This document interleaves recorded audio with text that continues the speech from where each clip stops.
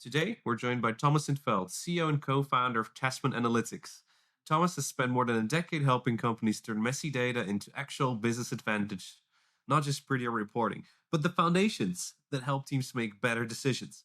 Through Tasman, he has worked with scale ups and high growth companies across Europe on everything from modern data stacks and data modeling to AI readiness, semantic layers, and all the jazz around marketing analytics. We're going to talk about what it actually takes to build a useful data function, whether companies should even hire data superstars, how data teams become growth engines instead of cost centers, and what an AI native data stack should even look like in 2026 for data companies, data consultancies, and their clients. So, Thomas, to kick us off, can you tell us a little bit about yourself, what you've done across your wide variety of experiences, and how you got to build Tasman? Man, I thank you, Tony, for the invitation. I felt very old when you said I've got a decade of experience here straight away. That's the first thing I'd say. Hey, look, I grew up in Belgium. I did physics. I'm a theoretical physicist, which means that I was not allowed anywhere near a lab with real life instruments and so on and so on. And it's still sort of the case. I'm very much in the statistics, numbers, computers kind of game. I moved to London when big data was the main game back in 2013.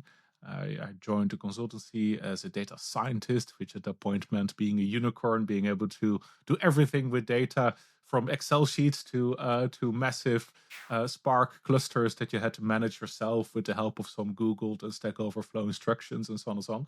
But I had a ton of fun for a few years, and then joined a gaming company, mobile gaming company, one of the first big ones in London, where I grew the entire data function from scratch, built a growth engine, helped the company get acquired with 10x growth over 6-7 months, and then go from there. That was a lot of fun, and Tasman as a concept was really born out of the work that I did at that company, because we wanted to bring that level of growth engine to as many other scale ups and ambitious organizations as possible. And now here we are, yeah, almost 10 years later, Tony, we're having done that for about 75 companies. So, it's been a ride. It's been a ride, but it's been a lot of fun at the same time. I'm now based out of Amsterdam, but still spent a lot of time both in Belgium and in London. So I'm floating somewhere above the North Sea in my natural habitat. Nice. And I kind of want to start by asking this because I know you really well. And I know that Tasman is built on some very interesting philosophy. So maybe can you tell us a bit more about your differentiator as a consultancy? Yeah. Yeah. So we believe a few things. We believe that great data is necessary for sustainable growth. We believe that great data insights are necessary for great business outcomes. And we believe that great data capabilities are so strategically important that you need to own them, even if you're a very small company. And so our mission is to enable that great decision making, the great business outcomes, and the internalization of your data capabilities for any kind of company. Now, what we actually wanted to do was bring the type of capabilities that over the years were sort of the reserve of big companies that had a massive data team and a lot of resources at their disposal, try and find the leanest possible way to bring that type of technology to startups and scale-ups. That's the core of our mission. Like, find a company that really needs the data for growth, that really sits on that inflection point where they're all of a sudden growing bonkers for a few months and realize that Google Analytics is no longer cutting it and they need to properly centralize the data stack and bring them the technology that allows them to do that themselves. So at Tasman, we do three things. We build the capability, we build the infrastructure that allows that. We build insight that makes the great decision making possible. And we make sure that we also onboard or accelerate an internal data team. So we always try to make ourselves redundant at the end of every project, which I'm being told is not great business, but for us it works really well over the last 10 years. Well, it keeps consultants happy as well to It keeps see consultants frequent happy, yeah, of changes. course. That's right. And it also meant that as a company, the type of people we have hired over the years, they're not classic consultants. They are amazing subject matter experts. They are the best in the field. They do not want to be outsourced to a client to sit in a client's office 5 days a week. They want to work with other best in class data people, and maybe work across 3 or 4 projects in parallel. And that's what we do at Tasman. So that's our mission. And I'm very happy that we're now 23, 24 people doing all of that together, fully bootstrapped over the last 8 years to be where we are today. Interesting. You might have a fun perspective about this. For anybody that is listening that wants to get into consultancy, and let's be honest, most consultancies are currently hiring. Yeah. My question for you is, what should you look for as a potential consultant wanting to join a consultancy into a future employee?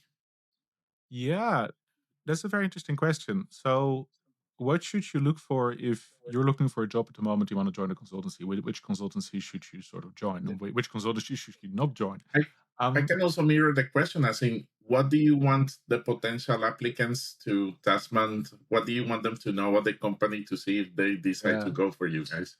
yeah, that's a good question, and I've said this for years. I think the combination of skills where you're technically great, where you've got great business insights as well, and where you're a great communicator, those are 3 quite different skills in my mind. And for me, the best consultant, but actually also the best data team member, because I've got a view on how internal data teams should be structured, and often they are best structured, I think, as internal consultancies. But the best hire for me is someone who can combine the technical excellence with the business empathy, with the communication and articulation skills. And if you can combine all 3, if you can be excellent at all 3, then you've got a golden future. Now, obviously, we have got data engineers who might be less good at the business side or the communication side, but excellent at the data engineering. But still, the 3 skills should be fairly well balanced in my view. And if you can do that, and you're trying to find a consultancy that matches that, try to find a consultancy that actually makes even their deepest, most technically sophisticated data engineer slightly client facing. I think it's a very healthy balance, even in a big consultancy, to have your experts actually talk to the clients and not always put a project manager or account manager in the middle. And because I think the shorter the feedback loop, and this is maybe my startup background, the better the results are going to be, which is one of the reasons why we run sprints at Tasman rather than go for long projects, because sprints force everybody to really work together with the client rather than work in separation. So that's probably my advice. If you're technically excellent, try and find that business insight and those communication skills. If you create a business, try to find your technical baseline and make sure that you really understand the technology that you're trying to deploy. That's kind of true. I've seen it a lot happening. That I don't know if how much is your personal fault versus your employer, but sometimes you get inside of a corner, and it's like, oh, this person is amazing at programming. Let's just make sure that this person is doing the programming, and don't waste your time I with think other it's, things. oh man, absolutely. It's really sad. I think in many ways, it's like the look. I'm very proud of the Tasman. We're getting very close to 50% gender split as well in the team. And one of the reasons why we sort of strove for that is because we think you need a very diverse point of views in order to do the best possible job for your clients. And I think that also implies that if you are only putting engineers on a client, you're also not going to do a great job. You need this combination of skills, insights, empathy. I want to make sure that if I do an internal review of work we've done for our client, that all of the questions the client might raise are already raised in an internal review. And for that, I need to make sure that I'm not just organizing a one-dimensional groupthink vehicle, but that I get some different perspectives in there as well. It's a nice thing. It's a good thought, Evan. So if we break this, then for somebody looking for a job in a consultancy, look for a place where they will allow you to grow in all of the access. Yes, But if you're forming a data team internally, yes. you If might you're not forming a find data the person that is good at everything, but make sure that across everybody in the team, they're well balanced. Yeah, good balance of skills. Hire your complements is always a good thing. If you're the first data person in the company, the first decision I had to make when I started hiring, which I completely messed up, as you can imagine, is what is my complement? Is my complement someone who because I was a bit of a hacker. I was really good and sort of very quickly under a lot of dopamine Mm. induced pressure, getting out massive data models in order to make the board report on time for Monday morning and so on and so on. I was never going to be the person who would be able to sit down and spend 4 months building the sort of most rigorous data model. At that point, I had to teach myself that later, but still, at that point, when I hired my first direct report, I hired another sort of hacker, and that was a mistake because at that point I didn't really consider the fact that we probably had to rebuild the data model from scratch at one point. And then 6 months later, we were still in the same messy data model thing because I would hack things together and they would hack things together, and no one would really stand still and say, hey, hang on a second, let's tighten the definitions here a little bit. So if I go back, I would probably say, yeah, hire a complement, get a diverse set of profiles in there, make sure that you do not hire in your own image because you're going to do a better job if you got a diverse set of people in your team. That means backgrounds, but it means capabilities, and it means skills on all three levels. That's a lot harder in practice because Yes. I've been in companies that have very strict and very long interviewing processes. But then my experience is after 2 months, you realize like, oh, okay, you're like, how can you find out if somebody's going to be a good complement in a, I don't know, I guess you have like 3 to 5 interviewing rounds, something like that.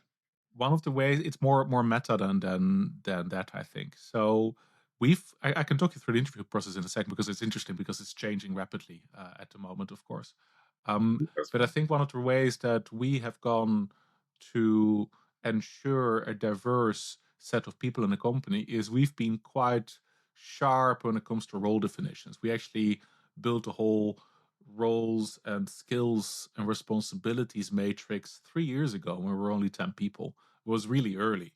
I think it's probably a little bit too early, but it tells you something about how serious we took the, hey, what roles and responsibilities do we actually need in the company as we grow.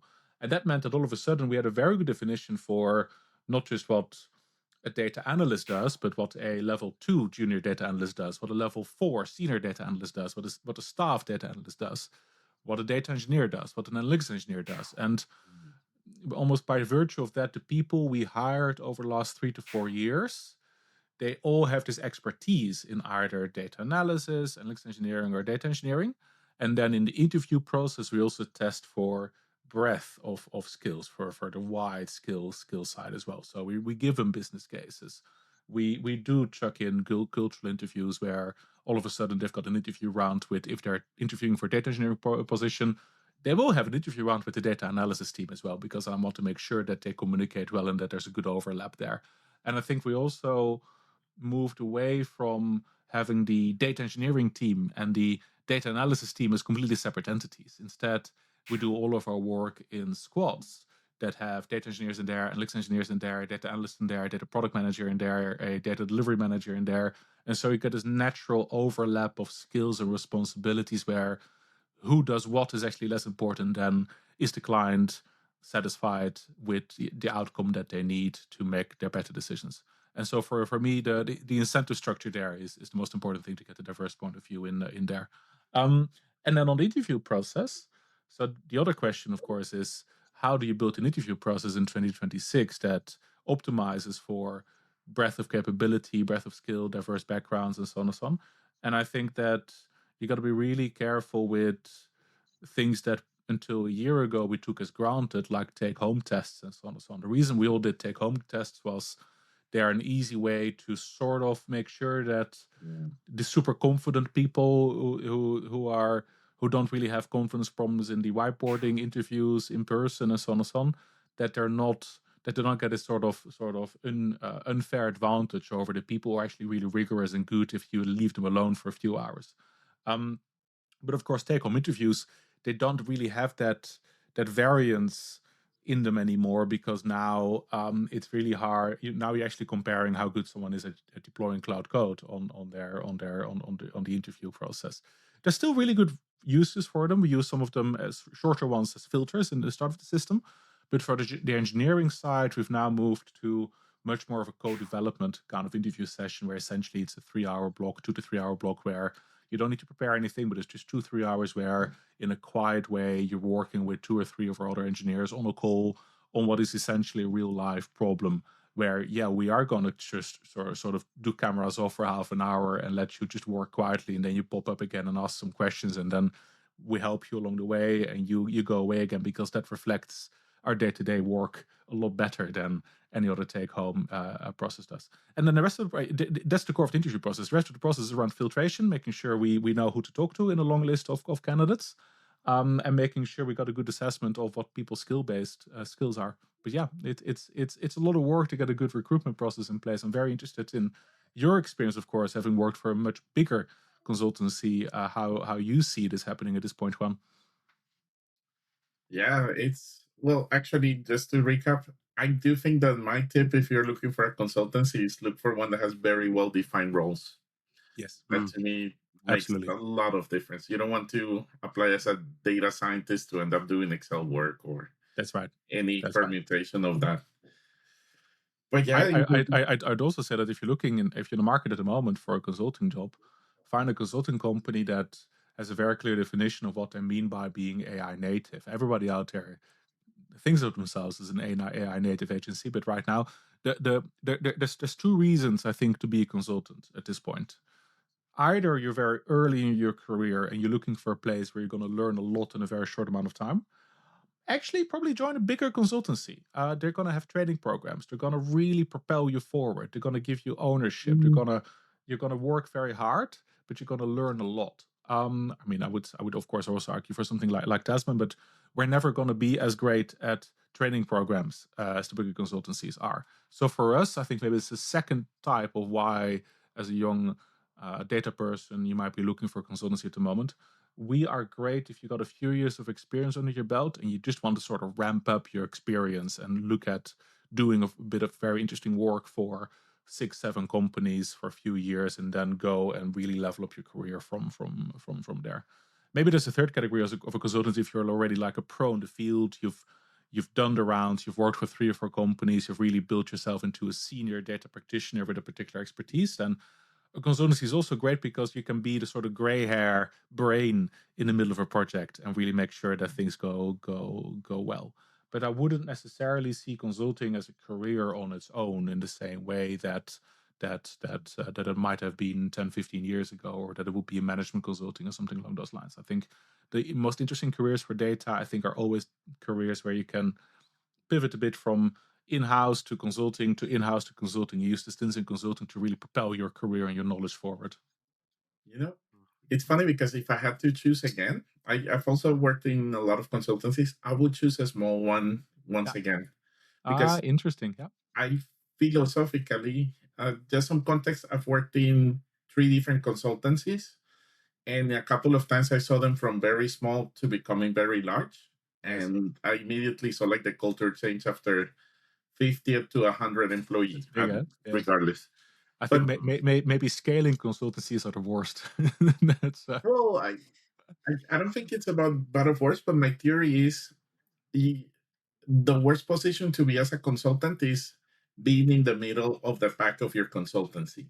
that's right. Because the best consultants, and what best constitutes is very subjective, and but generally they're the ones that are going to be introduced to the most exciting, most interesting, most edge Mhm. breaking clients and assignments, That's and right. those ones are going to have like a really cool experience. Yeah. And then the very new ones, the company's still going to start investing in them, and they're going to Yeah. come along with like the most senior every now and then to shadow. So That's that's right. a really cool thing. But if you're somehow in the middle, uh, you're not like junior enough to get like the day shadowing the experts, but Yeah. you are maybe not as good to get those assignments. So if Yeah. if you are somewhere in the meteor type of um, lane, smaller consultancies might still be nice because It's a better fit. Look, I yes, think let's also be clear. What we mean by small consultancies is don't join a 5 people consultancy. I think they're much more interesting to sort of 20 to 50 people consultancy, because that's where I think the teamwork, the ownership, the short feedback loops, all of those different things are in place. Absolutely. Yeah, very interesting. Tony, what do you think? There's a lot of stuff to dissect there, but I will say it depends on what sort of person you are, what sort of environment you thrive in, right? I've worked with a lot of different data professionals in a few organizations, and sometimes you'll notice somebody needs a training program, right? Like Mm, they don't feel as confident, or it doesn't come to them as naturally to like go out and make mistakes and break things and then ask for forgiveness later, or maybe hack things mhm. together as you yourself did earlier on, right? Absolutely. Somebody else might be completely the opposite of that. And I think you need to know for yourself if you're going into consulting, does your preference lie? Do you like really want somebody to like guide you along the way and help you sort of create that technical excellence, or are you just someone like, just give me the space, I'll figure it out, let me do it? Yeah. Yeah, And absolutely. I Are you think self-starter or not? Yeah, absolutely. Yeah. I think the size of the company is indicative, but it's not necessarily a guarantee for what will be supported, right? You can be in a 10-person Mm. consultancy and it can be very hierarchical and it's like you do this and don't do other stuff. And you could be in 100-person company where you're enabled to do this. And I think what you're mentioning earlier, like you don't really have an analytics and an engineering team, it's more like packs. This is something Mm, I'm seeing with my clients as well, right? Because you see like this sort of AIs sort of increase the appetite for features and development and all kinds of things in the business. And really, a lot of companies are feeling very confident in having like even a one-person team moving forward with a project, sometimes two, sometimes three, but it's like these smaller focused units getting the work out. yeah. Yeah. And um, I guess between all of these things, right? The question always remains: do you build a capability in house, or do you bring people on board from outside? And I was reading a little bit through your blog post, and you argued that companies shouldn't hire data superstars, which I thought was a very interesting perspective. So, can you tell us what is a data superstar, and why should a company maybe not hire those? Interesting. Yeah, absolutely. Strong opinions. That's what you come here for, eh? Look, I think a superstar is a major risk, and it can go very well. I wanted to say there, right? As in, you can hire an absolute superstar who is able to fix your entire data stack, build the best possible data model that scales with the company for 5 years, understands the business and the analysis out of the business well enough to scope out the best possible dashboards and reports that the CFO needs for board decisions, but that the marketing team needs as well, and is able to build a predictive model that predicts lifetime value accurately for every single cohort that the marketing team brings into the app or so. But I mean, even by listing all of that up, those are very different skills. And so the question is more, as a fast growing company that has one shot to get their data stack sorted, are you going to take that risk? And my strong advice is don't take that risk. It's not worth it, right? It's a single point of failure. You don't know what you're going to get. It's very hard, as with all roles, to know in advance whether a superstar is going to work out or not, or whether even they've got the right abilities. And even if they do work out, they might quit after 12 months, and then you're nowhere because you don't have a team to sort of fall back on. Um, I will explain this and illustrate this with an anecdote. So I was that single point of failure data unicorn at the mobile gaming company called Peak that I joined in 2015. And I did eventually build out the data team and so on and so on. But that was after I first led not just the data stack build or the data model build and the build of the growth engine that allowed us to understand which of our customers were high value and therefore which campaigns were high value campaigns. I was then also responsible for all of the data analysis of the due diligence round that was happening by the company that was trying to acquire us at that point. Now, I almost tanked that due diligence round twice because I couldn't get the data models in such a position that it would answer the question, what is the lifetime value for this cohort, in the same exact way 2 days in a row. And the company acquiring us had a small army of accountants looking through the numbers and saying, well, why are these numbers like 3% different? And then if you're marketing growth analyst or super sort of data unicorn like I was at the time, you're like, it doesn't matter. It will be all right. The tomorrow's number will be better if you don't like today's number. But Yeah. that's not okay for this role. So yeah, we had some big issues in the due diligence there is probably the founding scar tissue for why the first thing I did at Tasman was actually get really good at data modeling. And we're still very much a data modeling forward, generally believe in the importance of a properly domain and entity and object modeled layer in your data model that makes your entire data model scalable and that makes the business logic static in your data model rather than something that you always have to redefine.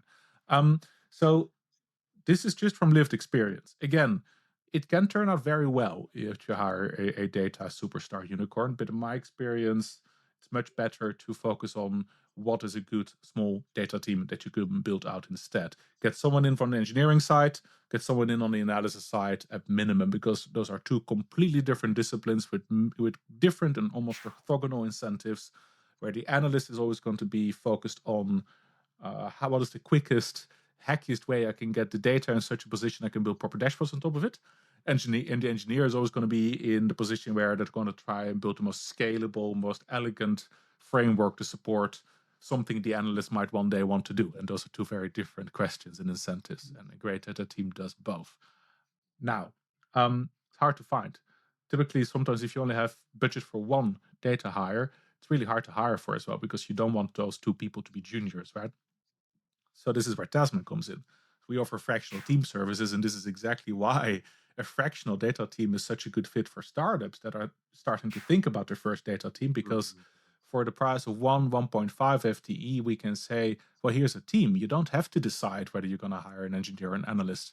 You can get the engineering and get senior engineering from us in just to build your data stack. And then once the stack is there, you can use our analytics engineers for a few months to build the data models. And once that's done, you can use our data analyst to build full dashboards and reports. You can do all of it in parallel as well. It's up to you. You can choose. It's flexible. You're not stuck with Thomas, who has no clue what he's doing and who's really hard to get rid of after 6 months, right? That's a that's a big difference there. So this is where I think our point of view comes from.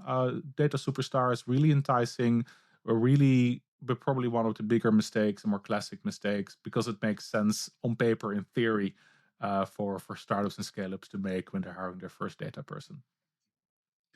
I can totally imagine too. I mean, now it's even more tempting because you see like all of these AI agents, and you're thinking like, well, if I have one superstar now, they can have the output of a team of It's 20 it's people. closer than ever. As in, I wouldn't be surprised if a year from now it is actually possible to run an entire data team with a set of really great contracts and agents and so on and so on. My experience, though, at this point in time in 2026, is that the best users of AI in analytics are people who are insanely great already at data engineering and analytics engineering, and are now using it to go from being a 5x engineer to be a 50x or 100x engineer. I find that the risk of taking a closed box approach to analytics, whether it's in engineering or in the actual proper kind of deep analytics, is too large to entrust to a single person who might be a bit junior but thinks they can do everything AI enabled straight away. Now, this might change in the next 6 to 12 months. We might get great at agentic analytics, but just recently, even Anthropic came out with quite a long blog post talking about how they do analytics themselves internally. One of the things they point out is they have a human curated semantic layer on top of their data warehouse that they say Yes. is vital to the functioning of any great agentic solution. And I wholly subscribe to that. I've definitely seen this article. I think we can conclude Kimball data modeling is still alive and well. That's what I'm gonna Still say here. well. Come to my TED talk. It is not data. Actually, it's inland data modeling in the middle of your data model, and then Kimball to kind of build presentational models. But that's we can talk. We can talk. So you did mention before, like it's really important for companies to be AI native in the right way. So Yeah. I mean, obviously, we've talked to a lot of different people, and they have very different opinions of what that means. What does it mean for you?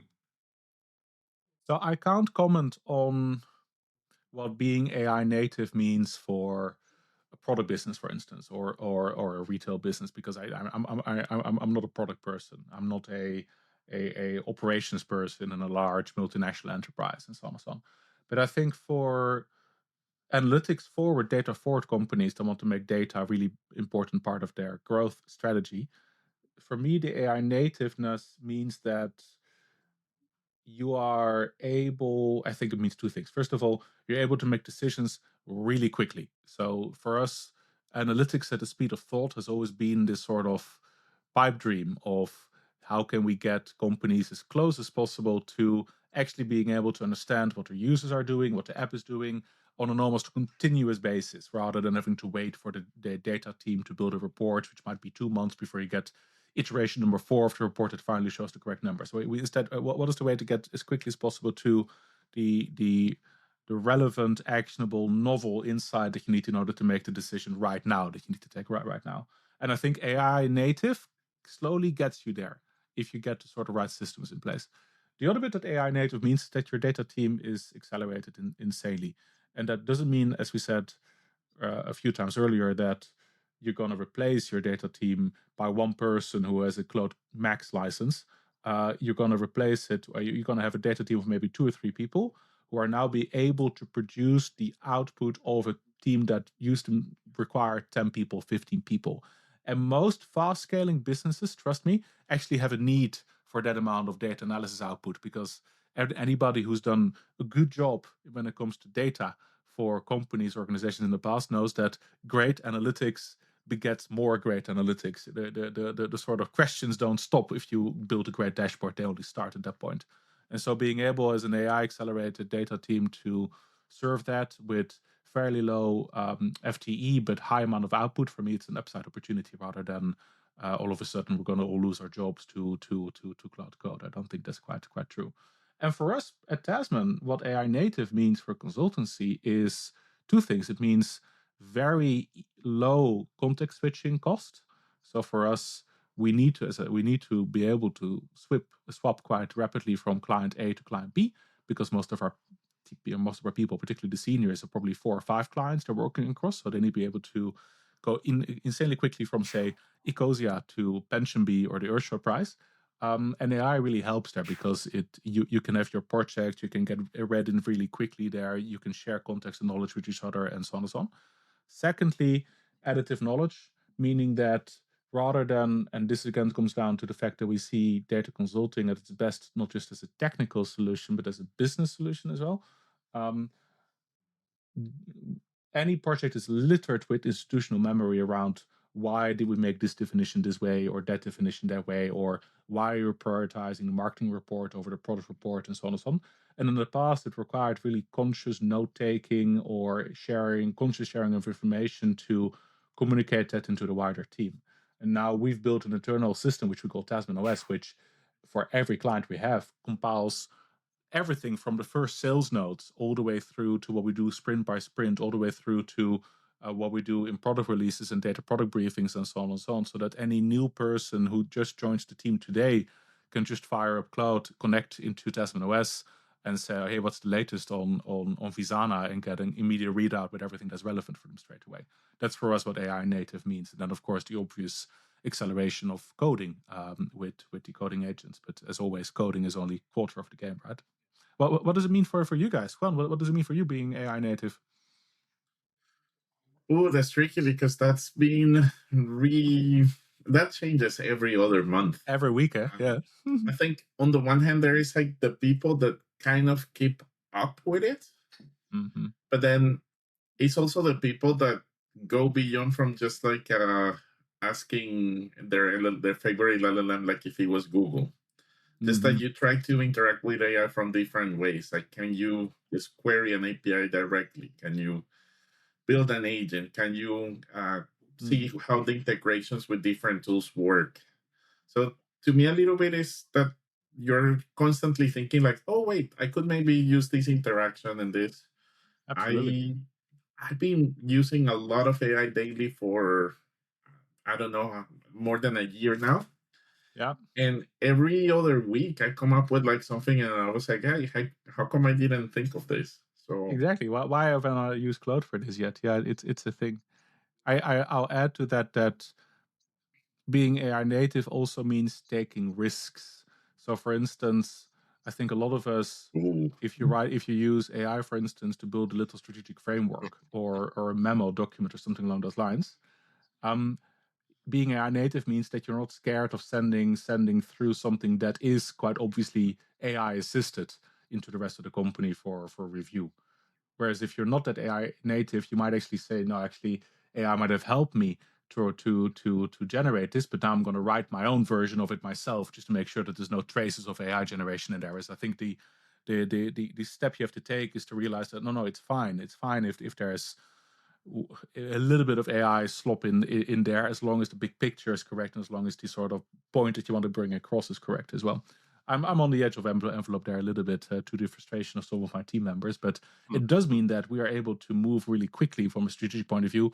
I have things like client requirements gathering, right?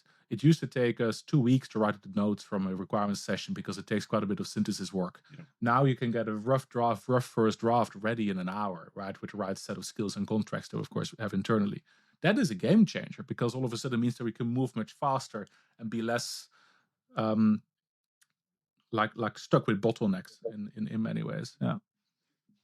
Coming back to another conversation that we had a couple of episodes back, I think being AI native has also something to do with being good enough with governance to be able to keep AI in place. Yes, I agree. And also being able to understand what makes things robust. And so, for instance, we had to replace our head of engineering last year, and we made a strategic decision to not bring in a like for like, very seasoned data engineer, but instead we hired a chief product and technology officer, someone who brings a lot of product thinking into the head of tech, head of engineering role. And I have no regrets there because he's the one building the internal operating system at the moment. And the main value add and the main time spent he does is the product thinking around how do we build the governance? What are the rules we put in place? Where do we do the hard coded logic versus the soft AI generated logic here? And so building the sort of scope requirements framework around that. It's a message we've always preached at Tasman around your data work is only as strong as the requirements you have around them, the acceptance criteria around them, which is why we're big fans of data product thinking, because the worst thing you can do is build a big omni topic or looker explore with all of the different fields that you can think of in there and then hand it over to the business stakeholder. No, you need to give them, you need to treat it as a product. You need to give them a way to use it. You need to give them a sort of set of use cases and scenarios and those different things, because otherwise they're never going to be able to figure it out. And the same is true for most data work and for internal AI driven work. So you're absolutely right. Governance is the key. Governance, a really strong product thinking, I think, is the one skill that's really going to accelerate you even more than it already has. I have a tangential topic that I'm really curious about your perspective. That is, how do you keep up with like the latest technology things? Like well, for everybody listening, I know Thomas personally for what is it, 3-4 years now, and almost every time that we chat, I notice like sometimes you mention things before I've heard them for the first time, and then like the summer after I spoke with you, everybody's talking about that in a conference. So I do know that you're doing some effort in keeping up, and more importantly, I noticed that that also comes back inside of your company. Like when I hear the stack, the tools that you're partnering with, you're very forward thinking. So can you walk us a little bit about how you personally are kept up to date with the whole data world and how you're using that for your company building? That's, first of all, thank you. That's very kind of you. I'm trying to think because I never thought of myself as really forward thinking. I'm just trying to keep up as best as I can, Yeah. like, hanging on to the sort of rocket ship. Um, I think there's a lot of noise out there. So I do rely on a bunch of channels that are good filters. Um, I think there's a few really good blog writers out there. Ben Stencil, for instance, is one of them, like one of the better ones. He founded Mode Analytics back in the day, and now after selling it, he's actually been one of the better thought leaders out there. I also really like the Orchestra Hugo Liu, a newsletter that he sends out every few weeks. We did partner dinner with them a few weeks ago, where we were able to really bring a ton of thinking around context layers in there, for instance. And then now, a few weeks later, all of a sudden, everybody's talking about context layers. So I think we like to think we're pretty forward looking there. I've got also, here's my cheat code for good data practice. Good data practice almost always is stolen from engineering. So find the problems that most data teams have at the moment and then think about maybe software engineering has figured this out 20 years ago and has come up with solutions for it. It's one of the reasons why we're such big proponents of object entity modeling in a data model, is because engineering figured this out 20 years ago, that that's the best way to build an internal representation of a business model in a production system. So lift and shift, not a problem. Same with things like product thinking. Engineering figured out a long time ago that the best way to make software work is to add product managers to software teams. So why not the same with data, right? Um, and I think now with context, I think it's the same thing. You are trying to build agentic analytics that is really going to struggle with not just trying to make the definitions consistent from query on a Tuesday to query on a Wednesday, but also with trying to understand, well, what's the wider point of view, what's the wider purpose of this insights and these analytics bits, what has changed in the business of the last couple of weeks. And there, the obvious question is, well, you do need to just feed in what is actually happening in the business one way or the other to the agentic agents, and then make sure that you've got a really strong separation of concerns in there. So coming back to the AI native point, we think an AI native data stack is a stack that by definition has separation of concerns at a few different levels of abstraction. And that's an engineering principle we're applying here. There's nothing new. It's just about make sure that your source of truth for data is a different layer in your data stack from the semantic layer that tells you not just AI agents, but also your BI tool and your analysts, by the way, how to join tables together and how to calculate metrics like lifetime value or VAT or average order value and so on and so on. And then have another layer with the context that an agentic agent needs in order to take a messy question from a CFO on Sunday night and translate it into the right set of semantic queries, into the right set of insights that come back on the back of that. It's all kind of every single project. I'm a physicist. I've been taught extensively, and against my better nature of being lazy at my studies for a number of years, that the best way to solve a really complex problem is to find the simplest representation of simple modular parts of the problem, then to solve each of them in sequence. And that's what has always worked for us in analytics. It's not different from agentic analytics and AI. I have an idea. Let's go ahead and put some names out there. Since I know that you're starting with Tasman some really interesting partnerships with some tools that are definitely up and coming. Maybe my question to you is, for anybody that is deciding what tools to learn, what things are interesting, what is your curated list of like these tools are gonna be massive in a year or two, and you would have wished that you would be early? I'm talking Yes. about in my personal case, I can very easily name you DLT and Omni, but I'm Yes, fairly sure you absolutely. must have like a much bigger list. We don't have a massive list here because for us, any project we run, we're opinionated about the stack it needs. It's typically greenfield stack, but we're also agnostic. So we typically do follow our clients' recommendation and insights there.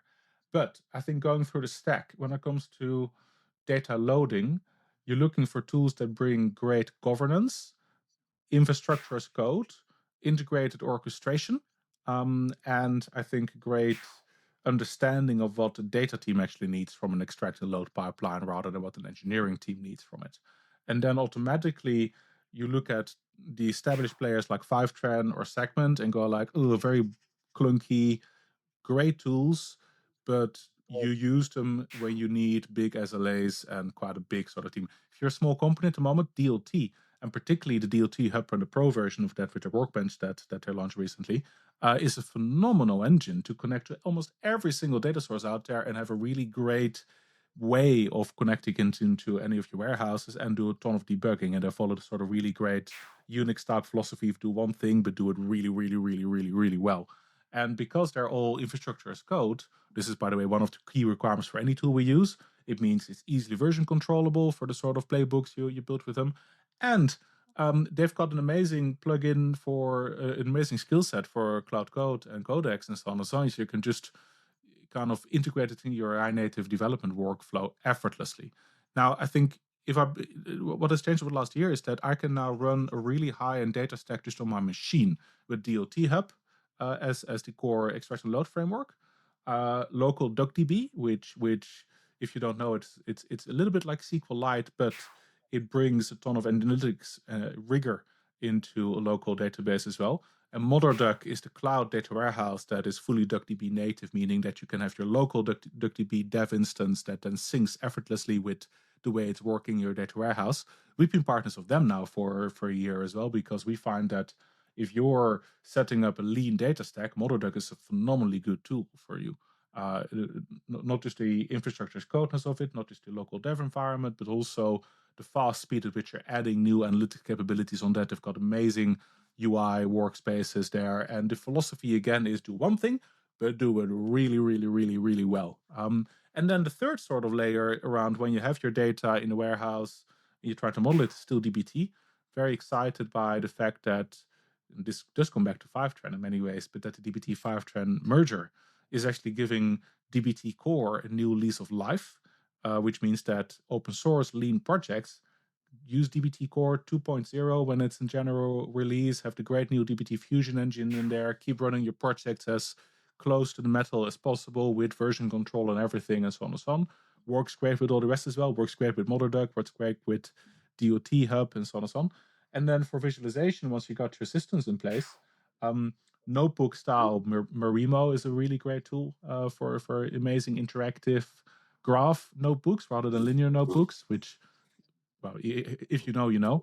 And then for BI, we're partners with Omni, have been for a long time now, because they have taken what used to be fairly stagnant BI space dominated by Looker and essentially built it into a semantic source of truth where for a small data team, you do not need a separate semantic or context layer. Just bundle it into your BI tool and use that as a platform that everything else is querying. And that's what Omni gives you. And I think in a very elegant analyst forward kind of way. So that means that if I say you just need 2 people in your data team, if you're a big company, that's very much true because of these tools that enable you to do all of that at the moment. And that's your data stack right now. Yeah. Nice. Really nice list for anybody that's looking for what skills to learn this summer. And that's now. I'm hoping that there will be more coming out over the next couple of months, because it's never been as easy to code really great data engineering supporting solutions as it is at the moment. But it's also never been harder, I think, to market and position yourself well. So always comes in two, huh? True. So what I'm hearing in this conversation, if we're talking about how to hire good people, how to be a good data consultant, how to work with AI and all the tooling, I guess the way I would summarize this conversation and some of the like larger principles is you have to be inquisitive, right? You have to ask questions, have empathy, and really ask through. Slapping AI tools on someone that asks more questions is not going to work.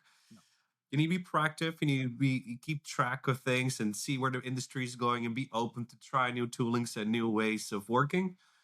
And 3, you need to have discipline. And I think this is what really sort of strikes me in your choice of having someone that's really think about the product.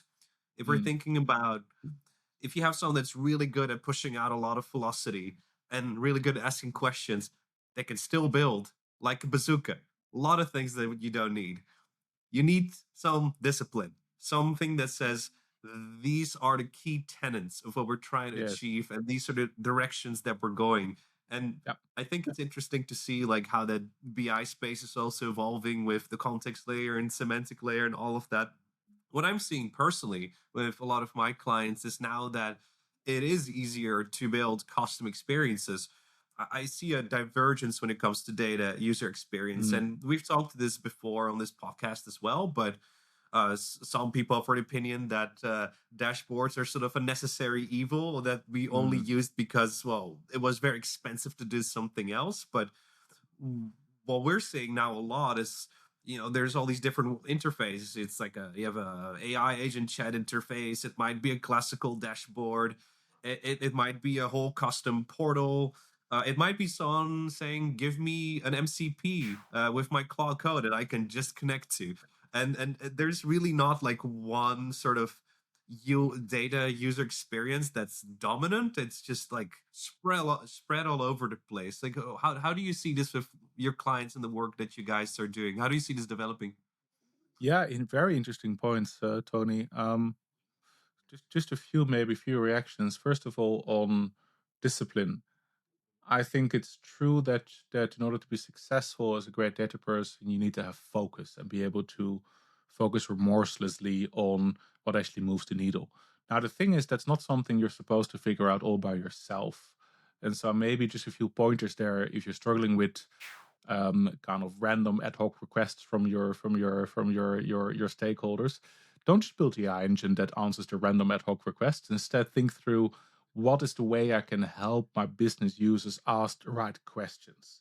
That's quite an important skill, which is why it's so important you have the business understanding and the communication skills, because you start trying to incept the sort of, no, don't just ask about yesterday's scores, lifetime value, ask about how it correlates with the campaigns on Facebook that they came from, or how you think it might evolve based on the dynamic discounting campaign marketing is running over the next couple of weeks, right? So that type of business context in there, which is one of the reasons why I think a data team should be a bit of an internal consultancy, understanding where the business is going and not just what the technology does.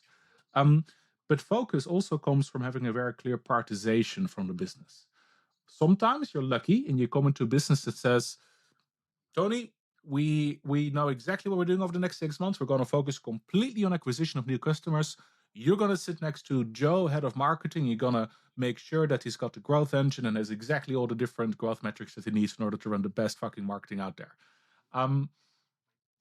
Usually you don't get that level of clarity from your leadership. And so you have to figure it out yourself. You have to sit down with your CMO, your CFO, your COO, and have those conversations, even as mid-level or junior data person, because they are only positive. Have those conversations, say, what are you trying to do? What's your North Star? What are you incentivized for? What does this business need to do over the next 6 months in order to be successful? And then work your way back to what the data is that you know best that supports that decision making. Don't just let them tell you, oh, I need a lifetime value report by Tuesday morning. They will tell you, and you will have to build it. But try and make this a two-way conversation, and that will give you the prioritization. The prioritization will give you the ability to say no to things that don't matter, and the ability to say no to things that don't matter is the thing you need in order to be focused on what you actually need to do in order to bring the business forward. Nice. I couldn't agree more with that. That is. I forgot the rest of your question, Tony. Oh, that is You were perfect. preaching. I think you got right to the core there. That is exactly what it's about. And I think exactly what I it's like about. that you gave that counter, because sort of that question invites people thinking again about, oh, what are all the things I could be building? Where instead of asking the question, what should I be building? Yes. Which sort of gets back to your point that any data team is actually a sort of mini consultancy for their company. I do That's right. see how you get to that conclusion from that. I'm biased, perspective. obviously, but yes, absolutely. That's hey, and also talking about sort of generalists versus more specialists there. So great, the best specialists in my experience are really good at a few things, but they've got a really adequate, if not great, understanding of the rest of their industry as well. So there's always T-shaped as a sort of kind of model. I wish I could say that that's why we're called Tasman as a sort of T-shaped generalist, but that's not the case. When we first started Tasman, the first 5 hires were generalists. They were hackers. I didn't hire my compliments. I hired people like me that were able to run into any problem and figure out the sort of 80% solution there, which was really key in the first 5 to 10 projects we ran, because speed and getting to 0 to 1 was most important there, right? And then after employee 5, we started to shift this quite consciously to no, now we need to get a proper graybeard in. So we worked with a graybeard CTO for 2 years, who was amazing at helping us understand the actual technological complexity of what we did, and so on and so on.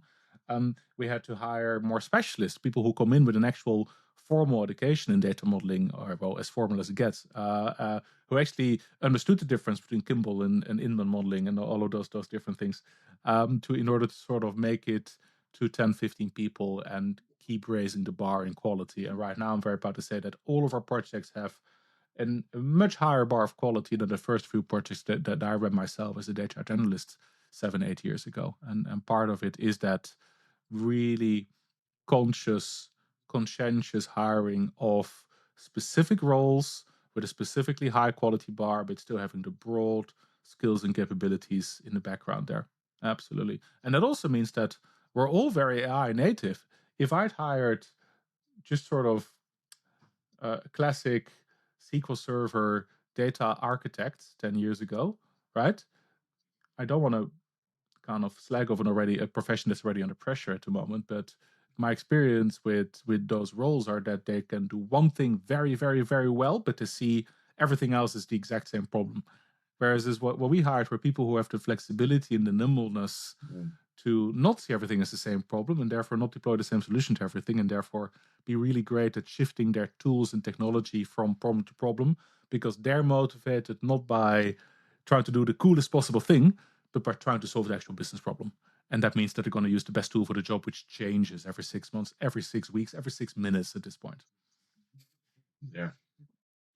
Now, for all those people listening in that also don't want to do the coolest thing, but together with you, Thomas, where can they find you? What's in store for the future of Tasman? All right, so we're at tasman.ai, tasman.ai. I won't spell AI out. I think you know how to write it.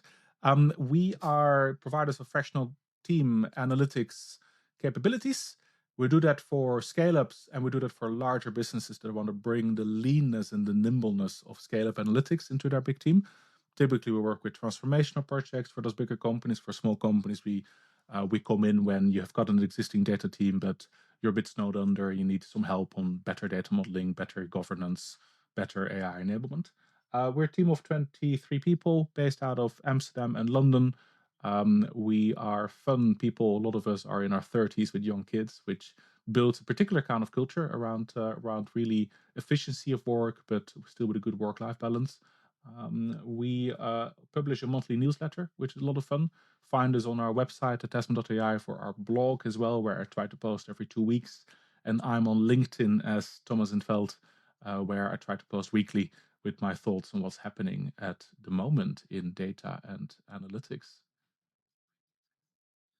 For those listening in, we'll have all the links in the comments to be able to find all the wonderful resources Thomas and Tasman have. And thanks again for giving us a masterclass on how to run a top-notch data consultancy. And Oh we man, have so many that's topics too we kind. still want to go into. I feel like there could be a part 2, 3, 4, but for today, this was a wonderful conversation. And thank you again for joining us. Thanks for the It's time, my Thomas. absolute pleasure. Thank you, Juan and Tony. It's always a pleasure.